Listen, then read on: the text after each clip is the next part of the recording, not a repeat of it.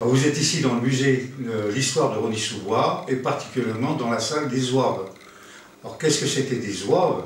C'était donc en 1830, le 1er octobre, a été constitué des régiments pour que les Français aillent en Algérie. Je dirais envahir l'Algérie. Et donc on s'est allié avec une tribu kabyle des guerriers qui s'appelait les Béni Zouawa. Mais ça, c'est un terme qui était trop long à dire pour les Français. On les appelait les zouaves.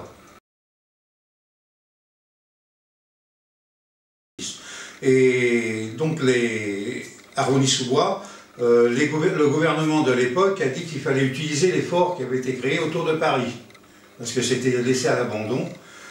Donc, de 1901 à 1920, il y a plus de 1000 soldats qui sont venus au fort de Rosny pour faire ce bataillon, qui est le 5e. Qui a participé à plusieurs opérations dans l'Île-de-France, avec aussi des défilés et manœuvres, surtout par exemple en 1910 lors des inondations, ils ont fait la chasse aux pillards, qui venaient piller les pavillons le long de la Marne. Autre chose aussi, quand on a fusillé Matahari dans les fossés de Vincennes, pas du château, mais de la cartoucherie. C'est les sous-officiers du 4e zouave, 12 sous-officiers qui ont fusillé Matahari. Donc il y en avait 11, puisque le 12e allait être bague à blanc. Donc on ne savait jamais qui est-ce qui avait. Et donc, pendant qu'ils ne faisaient pas leur travail de soldats, les Rhonéens les employaient dans la commune en tant qu'ouvriers agricoles, puisque Rosny à l'époque, ce n'était que des vergers, de la vigne, puis différentes cultures.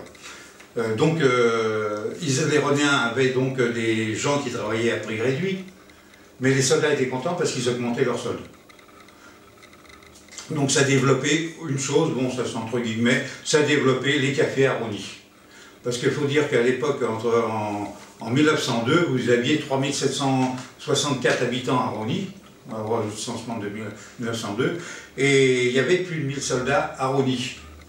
Donc une personne sur 5 était un militaire. Donc, comme on dit, tous les 15 mètres, vous aviez un café. Voilà. Et en 1914, en revenant avec 1914, ils ont participé à tous les faits d'armes, que ce soit Verdun, la côte 304, l'Isère, enfin, la bataille de la Marne, et ainsi de suite. Toutes les batailles sont marquées sur le drapeau. Donc l'expression « faire le zouave », ça vient donc de l'époque 1914. Les zouaves qui avaient encore des tribus kabyles dans leur rang, faisaient des danses kabyles quand ils venaient en permission à Paris ou dans les grandes villes de France. Et la bonne société française, entre guillemets, voyant ces gens danser entre eux, les hommes qui dansent entre eux, un peu comme les Grecs, je disais, ils font les zouaves. Et c'est là qu'est devenu faire le zouave. Comme il y a une autre expression, c'est être un bleu.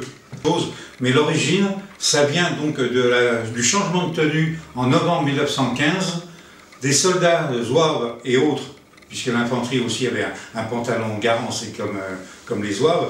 Quand ils sont venus en permission à Paris, ils ont pris la nouvelle tenue qui était façon bleu horizon, parce que bien sûr avec cette couleur-là, on les voyait très loin, un fusil allemand, pour ne pas oublier, ils portaient 2 km à l'époque, le Moser.